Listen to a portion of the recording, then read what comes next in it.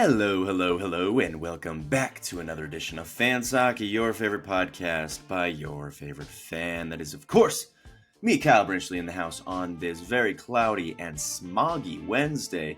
As much as I love fall and winter, sometimes the air quality gets really bad here in the 801, and that's due to the mountains and the inversion and all that. It's not terribly bad today, but it's a sign of things to come. So we'll keep an eye on that. But welcome to Fan Talks, a podcast by the fans for the fans. There's our sign. We got our Honeycrisp apple candle burning in the background. The Road One posters are up. Fan Talks, a podcast that you can find anywhere you get your podcast. I also upload on YouTube. Leave a like, subscribe, comment down below. I'm also on Apple Podcasts, Spotify, Amazon, anywhere you get your podcast, I am there. All right, guys, we have a fantastic show on the slate for this Wednesday. Thank you so much for joining us. It's going to be super fun. We are talking college football playoff rankings. It's that time of year where the talk is getting real serious. We're getting down to the last 3 weeks of the season. We're getting down to the very end where every single game matters so much. You cannot afford to lose at this point in the season. So I'm going to be looking at a couple teams that are in the hunt for college football playoff, a couple teams that are already projected to be in, and I'm going to let you know what your favorite team needs to do to get a spot in the college football playoff. And of course, we'll make our NFL picks later on in the show as well. Again, thank you guys so much for tuning in. Let's jump into college football. Let's take a look at the rankings before we even get started.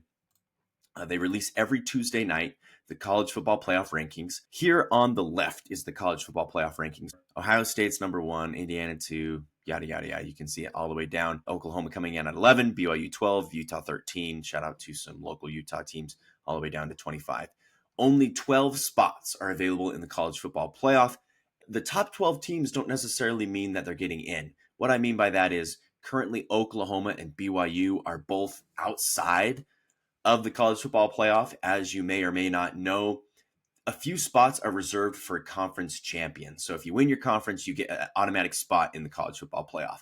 So some of those spots are going to be filled by, if it started today, like South Florida, they'd get in from the American Conference. Miami would get in from the ACC if they won the ACC conference. So that's why 11, 12, BYU, Oklahoma currently are not in, if you are wondering. Again, the rankings don't necessarily mean you're currently in. The teams that are currently projected to be in are these. Ohio State's 1, Indiana 2, A&M 3, Alabama 4, Georgia 5, Ole Miss 6, or Texas Tech 6, Ole Miss 7, Oregon 8, Texas 9, Notre Dame 10, Miami 11, and UCF 12. So that's, if it started today, that's probably what the field would look like. But we still have 3 weeks of the season left. We still have teams that could fight for a bid to get in. We have teams that could lose their bid. There's a lot going on, and these next 3 weeks are going to be absolutely crazy. So hang tight with me as I explain what your favorite team needs to do to get into the college football playoff. Now, you're probably saying, well, Kyle, what if my team has 4 losses? Well, then I'm sorry, your team does not have a shot. All the teams on this list are either undefeated, only have 1 loss, or only have 2 losses. And that's kind of the criteria, honestly. There's a little more leeway if you're in the SEC or the Big Ten to have 2 losses. If you're in a smaller, less competitive conference like the AC, like the American Conference, like the Mountain West, you pretty much have to win your conference to get in. ACC might be an exception. You could be a 1-loss ACC team depending on your resume.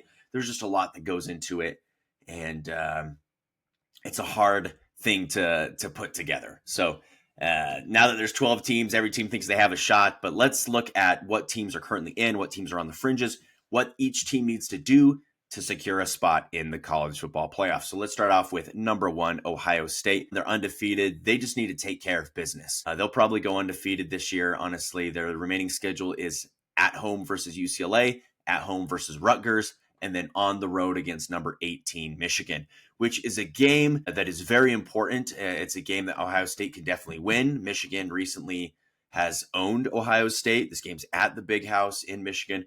Could be a very hard game, but as long as Ohio State takes care of business, they don't even have to win out.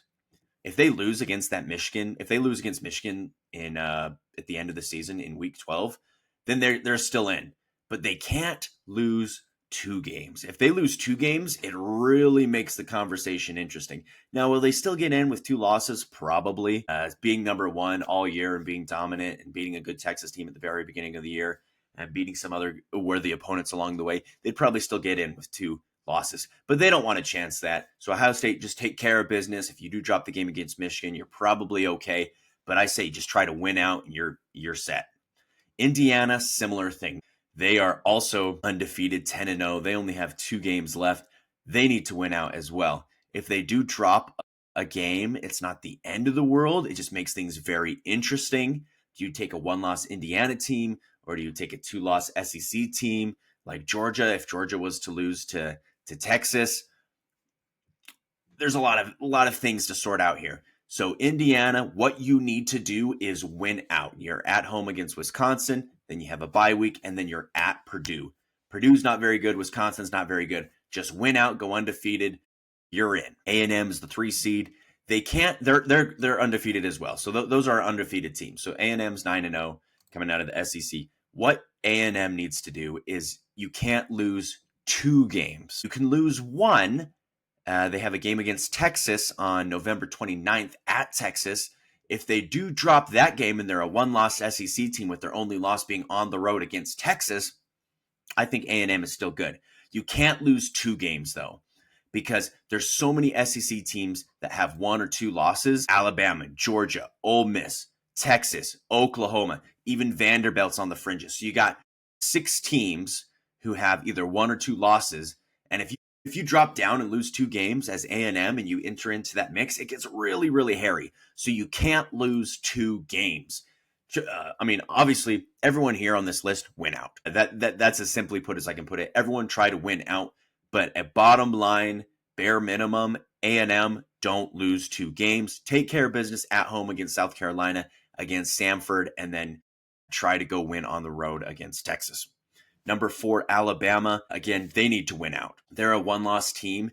They have Oklahoma at home this week. If they lose to Oklahoma, it makes things so interesting. Because if they're a 2-loss team and Oklahoma wins out after beating Alabama, they're a 2-loss team. If Texas wins out, they're a 2-loss team. And so it just makes it so interesting, all these 2-loss teams. So essentially, Alabama's main goal is to win out. Because if they lose and they're a 2-loss team, it makes their path is a little more questionable. Not saying they haven't won good games, but it's just like, what 2-loss teams do you put in at that point? You want your bid to the college football playoff to be absolutely clear, no questions asked. You don't want the committee up past 3 a.m. deciding if your team needs to get in. You want to leave the committee no doubt that your team should be in. And in order for that to happen, Alabama needs to win out. They're at home against OU this week. Then they have an easy game against Eastern Illinois. Then they go play Auburn in the Iron Bowl. And of course, Auburn not as good this year. A road game that Alabama could easily win. Below Alabama is Georgia, and Georgia has 1 loss. Their loss being to Alabama. Georgia's biggest thing that they need to do this weekend is beat number 10 Texas. If they beat number 10 Texas, then Texas will have 3 losses, and Texas will be out of the picture, and Georgia can feel a lot better about their position. So if they beat Texas this weekend, they're in my opinion. They have Charlotte the next week, and then they have a big matchup against number 16 Georgia Tech at the end of the year. So if they can beat Texas this weekend and then handle business at home against Charlotte and then number 16 Georgia Tech, then they should be in. Ole Miss, now this makes it a little more interesting because Ole Miss only has 1 loss, but they need to win out still. They have 2 games left at home against Florida and then on the road against Mississippi State. They can't afford to lose. Now, what makes this more fascinating is if Ole Miss wins out and Alabama loses to Oklahoma and Georgia loses to Texas, then Ole Miss is like, whoop, they leap jump all those teams because they only have 1 loss. They leap jump Alabama, who would have 2 losses. They leap jump Georgia, who would have 2 losses. Texas, who has 2 losses. Win out for Ole Miss, but also it wouldn't hurt if Alabama and or Georgia lost one of their 3 remaining games. Texas Tech, all you got to do is handle business. You are at the top of the Big 12. You're sitting pretty. You just took out BYU. You had the tiebreaker over them. You have the tiebreaker over Utah. If you were to drop a game and your records were to become even, you'd still have the tiebreaker over Utah. So Texas Tech, handle business. You have a very favorable schedule the rest of the year. At home against UCF, then a bye week, and then on the road against West Virginia. Just handle business, and you are in the CFP, baby. Oregon. Now, Oregon's quite interesting because they're a one-loss team, but they're behind Ohio State and Indiana. Now, if Indiana wins out and Ohio State takes care of business, then Oregon pretty much needs to win out as well. I don't know how I feel about a two-loss Oregon team, especially when there's a potential for a two-loss Alabama, two-loss Georgia, two-loss Ole Miss, two-loss Oklahoma, two-loss Texas. I don't know what to do there. So Oregon, you need to win out, and it wouldn't hurt if Indiana or Ohio State lost and you won out, because then that would look a lot better. Of course, their loss to Indiana. Indiana would still have the tiebreaker, but it wouldn't hurt them by any means. So Oregon at home against Minnesota, at home against USC, and then on the road at Washington. So actually a pretty tough schedule for Oregon to finish out the year.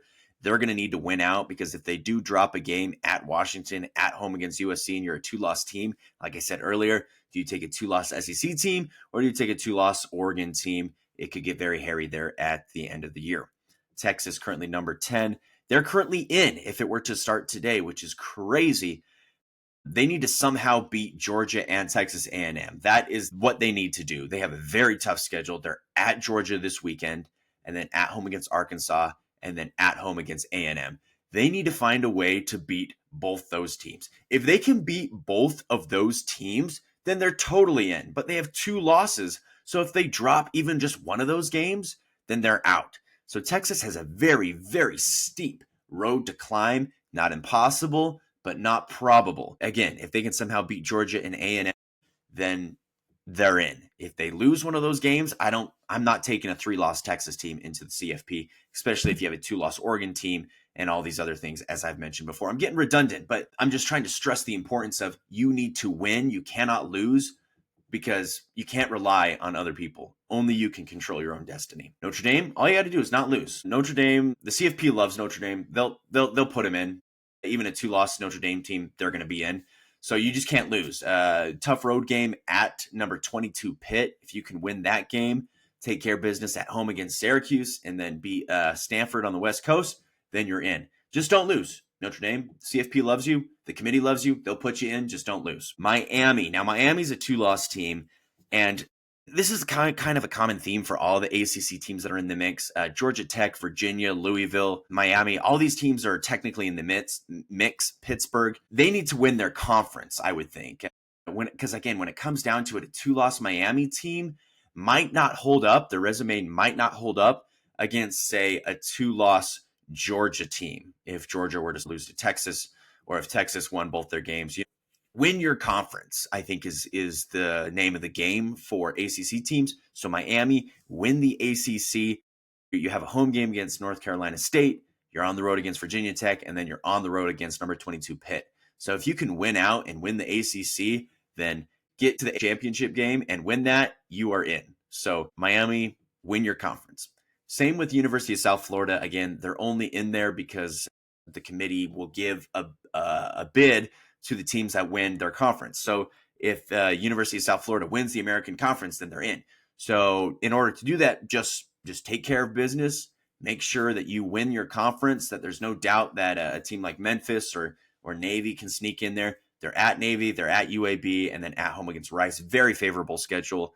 But don't take any of these games for granted. Just win your conference and you're in. So those are the 12 teams that are currently in. And if you're still with me, there's quite a few teams on the fringes who think that they would belong as well. So what do they need to do? BYU, of course, that tough loss against Texas Tech put them out of the CFP. And a lot of people saying, well, it's a 1-loss BYU team. They should still get in over these other 2-loss teams, a 2-loss Notre Dame, a 2-loss Texas, a 2-loss Oregon, a 2-loss OU. If Georgia loses, a 2-loss Georgia. They should still get in if they have 1 loss. This is what they need to do, in my opinion, to get in. They need to win out. If they lose another game, a 2-loss BYU team is not getting in. A 2-loss BYU team is not getting in. They need to win out and hope that Texas Tech loses one of their 2 remaining games. So BYU, take care of business at home against TCU this week. go to Cincinnati next week. Now, this will be a key game at Cincinnati. Cincinnati is currently ranked number 25. If they can beat Cincinnati on the road, take care of business at home against TCU, take care of business at home against UCF, then BYU gets in, especially if Texas Tech loses a game. That would be huge. Get to the Big 12 title game, and if you can win that Big 12 title game, then you're in for sure. That would make it very interesting. I think 2 Big 12 teams will get into that scenario. If Texas Tech wins out, BYU wins out, and BYU beats them in the Big 12 title game. Of course, BYU would get in and Texas Tech would stay in, but BYU needs to win out. If they lose, I don't think a 2-loss BYU team gets into the CFP. That's just my opinion.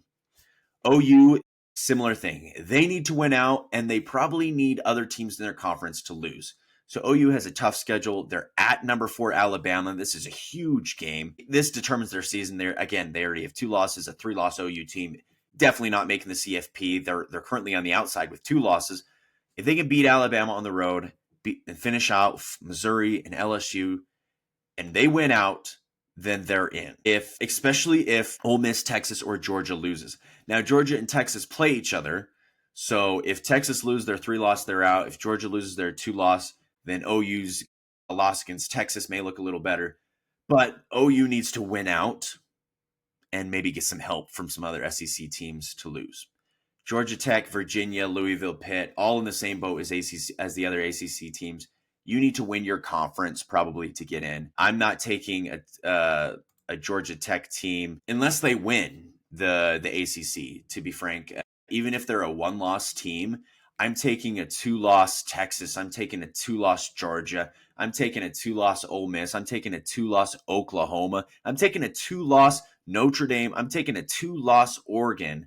All of these teams with 2 losses, if they were to have 2 losses, I'm taking them over a 1-loss Georgia Tech. So Georgia Tech, unfortunately, this is just the way the cookie crumbles. You're going to have to win the ACC. Same with Virginia. Same with Louisville. Same with Pitt. That is your only way into the college football playoff, is to win your conference.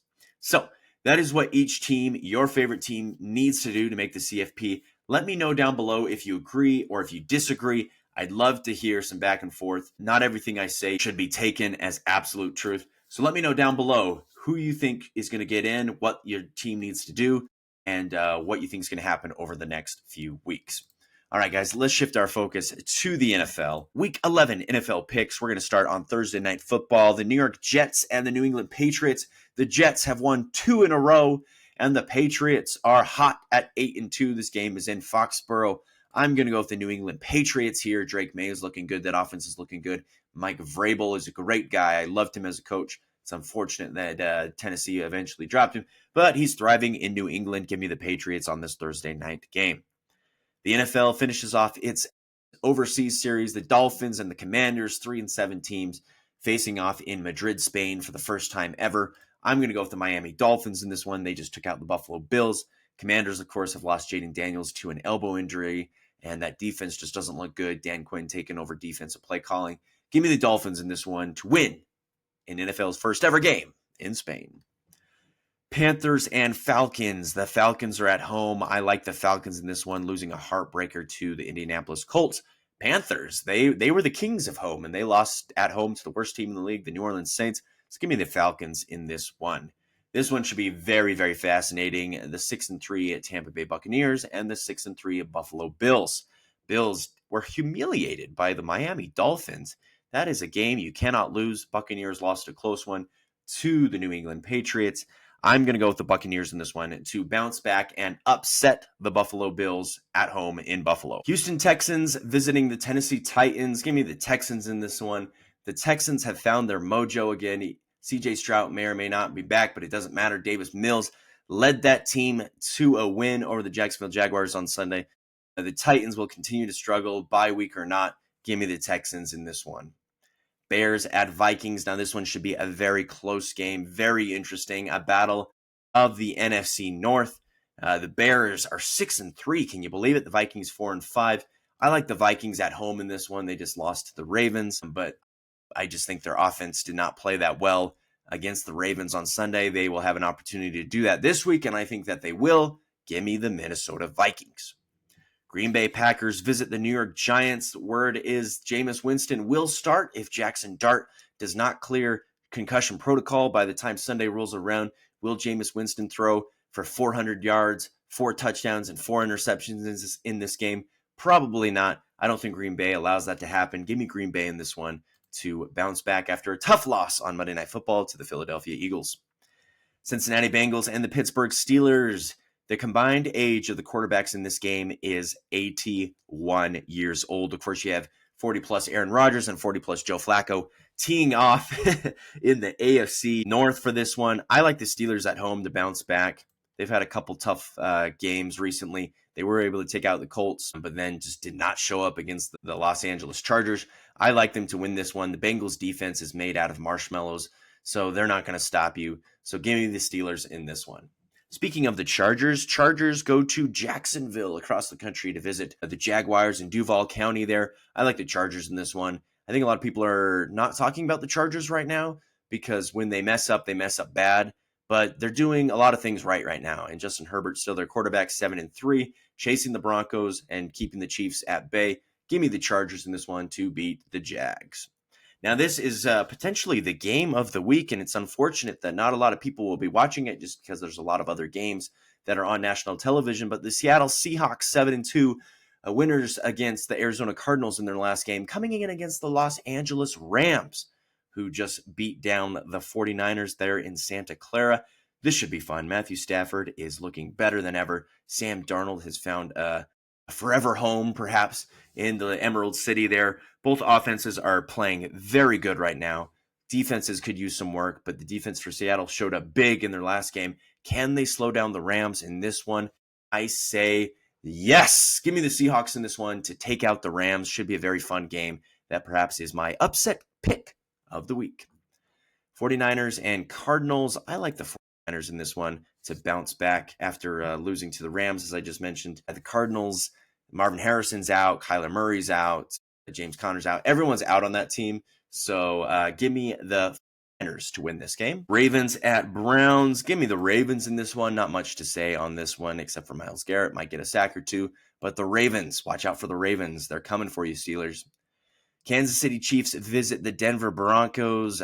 As much as I'd love to see my Broncos beat the Chiefs in this one, I think the Chiefs' offense is a lot more prolific and functional right now. The Broncos' offense is just not reliable. As good as their defense will be, they have some injuries on the defensive side of the ball. Give me the Chiefs in this one, as hard as it is for me to say this. But hey, if the Broncos win, then I'll be happy either way.